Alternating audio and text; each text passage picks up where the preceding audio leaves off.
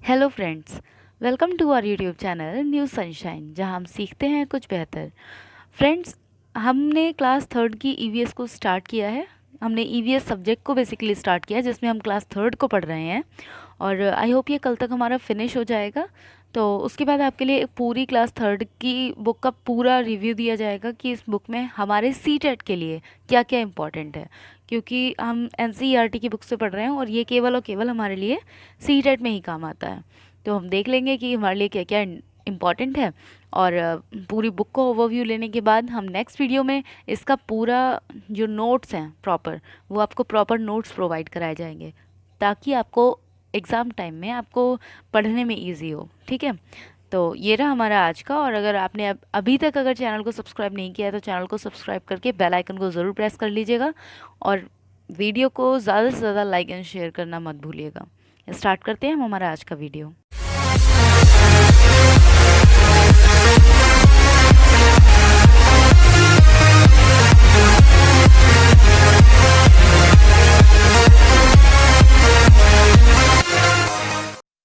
चलिए फ्रेंड्स, फिर शुरू करते हैं। ये है हमारा चैप्टर 14, कहाँ से आया किसने पकाया। ठीक है। तो इस चैप्टर में फ़िलहाल तो ऐसा कुछ भी नहीं है पढ़ने लायक। इसमें बस यही है कि किस तरह लोग अलग अलग तरह का अलग अलग परिवारों में खाना खाते हैं, खाना कहाँ से आता है, यही सब इसमें दिया हुआ। ठीक है। और फिर हमारा इसके साथ ही ये मतलब बच्चों के लिए काम का है, लेकिन हमारे लिए सीटेट के लिए हमारे लिए काम का नहीं है ये। ठीक है। तो मैं आपको दिखा सारे के सारे पेजेस देती हूँ, लेकिन पढ़ते हम वही हैं जो हमारे सीटेट के लिए इम्पोर्टेंट होता है। ठीक है। आपको ये नहीं लगना चाहिए कि हाँ पढ़ाया नहीं या दिखाया नहीं।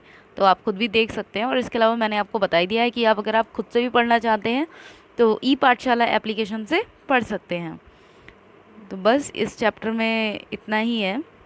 ये यहाँ पर बस थोड़ा सा पढ़ लेते हैं कि जानते हो, बहुत बहुत बहुत साल पहले एक समय ऐसा था जब लोगों के पास बर्तन नहीं थे, पर लोगों को खाने पीने की चीज़ों को पकाने और सामान रखने के लिए बर्तन की ज़रूरत पड़ती थी। बहुत कोशिश करने और दिमाग लगाने के बाद लोग पत्थर बनाना सीख गए। शुरू में बनाए गए पत्थर बर्तन और मिट्टी के थे। पत्थर के बर्तन हाथों से खोदकर या कुरेदकर, या मिट्टी के बर्तन गूंथ कर हाथों से बनाए जाते थे। लोगों ने यह भी खोज लिया कि मिट्टी के बर्तनों को मजबूत बनाने के लिए उन्हें आग में पकाना चाहिए। तो बस इतनी सी इसमें चैप्टर में जो हमारे पढ़ने लायक थी वो बात थी। फिर ये आ जाता है चैप्टर 15, आओ बर्तन बनाएं। इसमें एक स्टोरी दी गई है पूरी। स्टोरी में क्या दिया गया है कि आगे देखते हैं हम। स्टोरी में यही है कि किस तरह से मतलब एक मतलब फुदगुदी एक चिड़िया होती है, वो अपने लिए क्या बनवाना चाह रही होती है, बर्तन बनवाना चाह रही होती है। ठीक है। तो किस तरह से क्या क्या करें, तो वो सारी की सारी उसकी कन्वर्सेशन अलग अलग लोगों के साथ दिखाई गई है। ठीक है। यही है इस चैप्टर में, और कुछ भी नहीं है। अगला चैप्टर है चैप्टर 16, खेल खेल में। खेल खेल में चैप्टर में इंडोर और आउटडोर गेम दिखाए गए हैं। यहाँ पर कुछ बच्चे स्टापू खेल रहे हैं, और मुझे भी नहीं पता इस गेम का नेम क्या है, बट इसे स्टापू इस चैप्टर में बोला गया है ना। तो स्टापू खेल रहे हैं। अवंतिका अपनी बहन के साथ खेल रही है, तो अवंतिका उसे समझा रही है नंदिता को कि किस तरह से खेलना है और किस तरह से आना है आगे। ठीक है। तो ये रहा। नेक्स्ट देखते हैं। हाँ, तो इनकी चाची देख रही होती है दूर खड़ी हुई, तो चाची कहती है मैं भी खेलूंगी। तो बच्चे कहते हैं आप भी खेलोगी, बच्चे हंसने लगे। तो चाची बताती हैं मैं अपने टाइम में जब मैं छोटी थी तो बहुत ज़्यादा गेम खेलती थी। ये सब चाची बताती हैं। और बच्चे पूछते हैं क्या क्या खेलती थी, तो चाची बताती हैं एक टांग से दौड़ना, छुपन छुपाई, ऊंच मांगी नीच, गट्टे और ना जाने क्या क्या, यानी कि बहुत सारे गेम चाची खेलती थी। तो इस तरह से दिखाया जा रहा है यहाँ पर कि जब बच्चे अंदर आए, चाची कहती है तुम्हें तो टीवी देखने से ही फुर्सत नहीं मिलती है। तो फिर उसके बाद ये है सारा दिन गिल्ली डंडा, कंचे और अस्टाचंगा पे और टिप्पू पिट्ठू ना जाने क्या क्या खेलते रहते थे। ठीक है। इस तरह से बताया। इन लोगों ने कहा चलो घर के अंदर चलकर खेलें। जब अंदर आए तो देखा कि चाचा जी शतरंज खेल रहे हैं। ठीक है। चाचा जी और बुआ जी यहाँ पर ये। तो इंडोर और आउटडोर गेम्स क्या है, बेसिकली ये बताया गया है इस चैप्टर में, और कुछ भी नहीं बताया गया है अलग से। ठीक है। ये देखिए यहाँ पर ये पूरी टेबल बनी हुई भी है। घर के अंदर खेले जाने वालों के आगे घर बना दीजिए और घर के बाहर खेले जाने वालों के आगे ये पेड़ बना दीजिए। ठीक है, इस तरह से ये दिया हुआ है। बस इस चैप्टर में इतना ही था। नेक्स्ट चैप्टर है 17, चिट्ठी आई है। चिट्ठी आई है में पूरे चिट्ठी की पूरी बताई गई है कि चिट्ठी कहाँ कहाँ से होकर किस तरह से आती है, लेकिन इसमें हमारे लिए भी फ़िलहाल तो कुछ भी नहीं है पढ़ने के लिए, तो आगे ही बढ़ा देते हैं इसको। ये यहाँ पर 2 गर्ल्स हैं, इनका कन्वर्सेशन है छोटा सा। पहली कहती है, जानती हो आपा, आज कक्षा में हमने चिट्ठी के सफ़र के बारे में सीखा, मैं भी नानी जी को चिट्ठी लिखूंगी। तो दूसरी गर्ल कहती है, तुम चिट्ठी लिखो, मैं जा रही हूँ उन्हें फ़ोन करने, चलना है तो चलो। मतलब कि ये बताया गया है इसमें कि केवल और केवल चिट्ठी के माध्यम से ही नहीं, अब फ़ोन कॉल के माध्यम से भी हम दूर बैठे लोगों से बात कर सकते हैं। बेसिकली इस चैप्टर में बस यही बताया गया है। चलिए हम नेक्स्ट देख लेते हैं अपना। ये चैप्टर इम्पॉर्टेंट है, इसमें कुछ पॉइंट्स हैं। चैप्टर 18, ऐसे भी होते हैं घर। ध्यान से पढ़ना इस चैप्टर को। मेरा नाम नसीम है, मैं श्रीनगर में रहता हूँ। कल हमारे स्कूल में बहुत चहल पहल है, यह पूरे 7 दिन तक रहेगी। जानते हो क्यों? हमारे स्कूल में कैंप जो लगा है, कैंप में कई जगहों से बच्चे आए हैं, मैदान में टेंट लगाकर सबके रहने का इंतज़ाम किया गया है। तो भाई जब भी हम कहीं बाहर जाते हैं, ठीक है, तो जब हम कहीं बाहर जाते हैं तो वहाँ पर हम कैसे रहते हैं? जब हम कहीं बाहर जाते हैं तो हम वहाँ पर मैदान में टेंट लगा कर रहते हैं। ठीक है, ये देखिए इस तरह से ऐसे ही टेंट लगाए जाते हैं ना। फिर उसके बाद दिखाया जा रहा है, हमने स्कूल को खूब सजाया है ना। कुछ बच्चों ने कपड़ों की कर्तनों से झालर बनाकर उन्हें दरवाजे पर लगाया और बादाम के छिलकों से पोस्टर बनाए हैं। कहीं तो सूखे पत्ते और लकड़ी के बुरादे से रंगोली बनाई है। ये सब क्यों किया है? क्योंकि जब हम टेंट में होते हैं तो हमारे पास कुछ भी अच्छा सामान नहीं होता है, जो भी हमारे पास बचा कुचा सामान होता है ना, उससे ही हम ये सारी की सारी डेकोरेशन दिखाई गई है, इसलिए ऐसा है। ठीक है, अगला देखते हैं। कैंप का पहला दिन, सभी लोग इकट्ठे हो गए। ठीक है, ज़मीन पर गोला बनाकर बैठ गए। तो इन सब से हमें कोई मतलब नहीं है, हमें जो मेन मतलब है वो है हमें इस वाले पार्ट से। ये देखिए, हमें है इससे मतलब, ये है हमारे लिए इम्पॉर्टेंट। मैं असम के मोलन गांव से आया हूँ। हमारे यहाँ बहुत बारिश होती है, इसलिए हमारे घर ज़मीन से लगभग 10 से 12 फुट ऊंचे बने होते हैं। इन्हें मजबूत बांस के खम्भों पर बनाते हैं। ठीक है, तो देखो असम की बात अगर हम करें तो असम में घर कैसे होते हैं, हम यहाँ पर घरों की बात कर रहे हैं। हमने जो सिलेबस देखा था उसमें भी हमारा घर, परिवेश और ये सब था ना। तो इसमें अगर हम घर की बात करें तो असम में क्या होता है, असम में बहुत ज़्यादा बारिश होती है, इसलिए घर कैसे होते हैं, ज़मीन से 10-12 फुट ऊंचे बने होते हैं। मजबूत बांस के खम्भों पर बनाते हैं ये घर। ये आप इसकी पिक्चर देखकर समझ सकते हैं।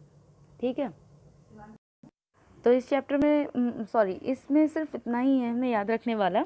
यहाँ पर हम देख सकते हैं कि किस तरह से ये घर बना हुआ है बांस के खम्भों के ऊपर, और ज़मीन से 10-12 फुट इस तरह से ऊंचे बने होते हैं। चलिए नेक्स्ट देख लेते हैं। ये है नेक्स्ट, मैं मनाली से आई हूँ। ये गर्ल कहती है, मैं मनाली से आई हूँ, जो एक पहाड़ी इलाका है। हमारे यहाँ बहुत बारिश होती है और बर्फ़ भी पड़ती है। यहाँ जब ठंड ज़्यादा होती है तब धूप में बैठना अच्छा लगता है। हमारे मकान पत्थर या लकड़ी से बने होते हैं। तो मनाली में घर किस तरह से बने होते हैं, ये है एक पढ़ने वाला पॉइंट।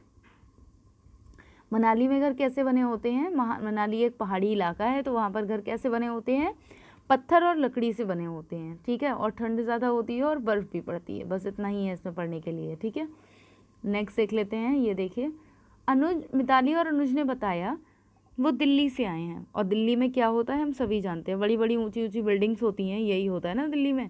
और अगर बात करें छोटी छोटी जगहों की तो वहाँ पर झुग्गी झोपड़ियाँ भी होती हैं। दिल्ली भारत की राजधानी है। दिल्ली और उसके जैसे बड़े शहरों, गाँव और कस्बों से लोगों को काम की तलाश में आना पड़ता है। ये लोग अक्सर शहर में ही बस जाते हैं। यहाँ रहने वाले लोग ज़्यादा हैं और जगह बहुत कम है। बहुत लोगों के पास मकान होते ही नहीं हैं, उन्हें झुग्गी झोपड़ियों में रहना पड़ता है। और कई लोगों के पास वह भी नहीं है, मतलब कि झुग्गी झोपड़ियाँ भी नहीं हैं।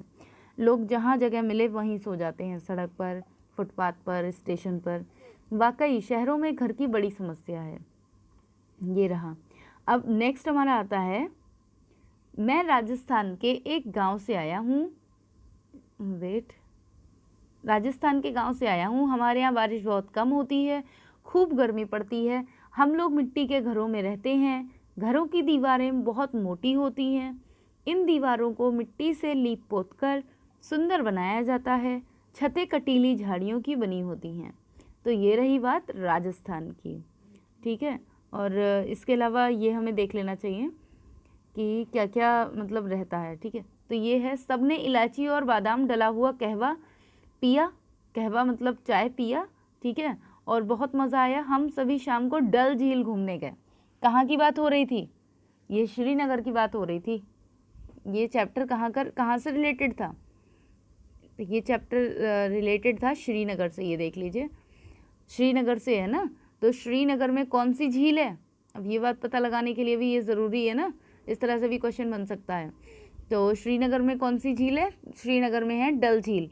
डल झील सभी घूमने गए, वहाँ पर हमने हाउस बोट देखी। अब हाउस बोट पता होना चाहिए क्या होता है हाउस बोट। तो हाउस बोट मतलब ऐसी बोट जिसमें पूरा घर होता है, उसे क्या बोलते हैं? House boat. और शिकारे में बैठे कुछ बच्चों ने चप्पू भी चलाया। अब शिकारा क्या है? शिकारा है ये, देखो ये तो है बच्चों हाउस बोट। वेट, अगर हम इसकी बात करें तो ये तो है हाउस बोट, ठीक है। और ये है शिकारा यानी कि नाव। नाव होता है, उसमें चप्पू होता है। जैसे कि इस तरह से अगर ये नाव बनी हुई होती है, ठीक है, और तो नाव के दोनों तरफ इस तरह से पानी चलाने के लिए चप्पू होता है बना हुआ, ऐसे इधर और ऐसे इधर चप्पू होता है ना बनाने के लिए, वो उसके लिए कहा जा रहा है कि कुछ बच्चों ने चप्पू भी चलाया। चारों तरफ नीले नीले पहाड़ और बीच में चार चिनारी। चिनारी मतलब चिनार के पेड़ होते हैं ना, श्रीनगर और कश्मीर साइड में चिनार के पेड़ होते हैं, ठीक है। तो चार चिनारी वहाँ पर पेड़ होंगे, उसके लिए कहा गया है। वहाँ पर कौन से किस तरह के पेड़ होते हैं तो हमें ये भी भाई पता होना चाहिए कि चिनार के पेड़ होते हैं, ठीक है। और फ्रेंड्स यहाँ पर तो आप देख ही रहे हैं कि यहाँ पर बस केवल ये मिलान करना है कि क्या झोपड़ी है, कौन सा बर्फ़ का घर है।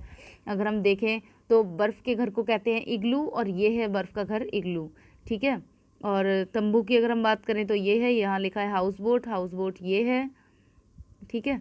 और नीचे है बहुमंजिला इमारत, तो बहुमंजिला इमारत ये हो जाएगा, बहुमंजिला इमारत हमारा ये हो जाएगा, और ये हमारा क्या हो जाएगा? ये हो जाएगी झोपड़ी, ठीक है। तो इस चैप्टर में बस इतना ही है और कुछ भी नहीं है इस चैप्टर में। तो अगर हम देखें कि आज हमें पढ़ने के लिए क्या क्या मिला है, तो फ्रेंड्स हमें आज जो पढ़ने के लिए मिला है, इम्पॉर्टेंट मिला है, वो ये है, असम में कैसे घर होते हैं। तो असम में ज़मीन से 10-12 फुट ऊंचे घर बने होते हैं, ये मजबूत बांस के खंभों पर बने होते हैं, ठीक है। और ये घर अंदर से भी लकड़ी के ही बने होते हैं। एक तो ये चीज़ है जानने की। दूसरा कश्मीर की मनाली की बात हो रही है। मनाली में बारिश बहुत ज़्यादा होती है, ठंड भी बहुत पड़ती है, बर्फ़ भी बहुत पड़ती है। तो यहाँ पर मकान पत्थर और लकड़ी से बने होते हैं, क्योंकि पत्थर और लकड़ी जो होती है उस पर जो बर्फ़ वगैरह होती है उसका ज़्यादा प्रभाव नहीं पड़ता है। और उसके बाद हमने दिल्ली को तो देख ही लिया था। फिर आता है ये राजस्थान का। राजस्थान में बहुत ज़्यादा गर्मी पड़ती है, और यहाँ पर घर कैसे बने होते हैं? मिट्टी के बने होते हैं, और कटीली झाड़ियाँ होती हैं उस पर, छत पर, ठीक है। और मिट्टी के क्यों बने होते हैं?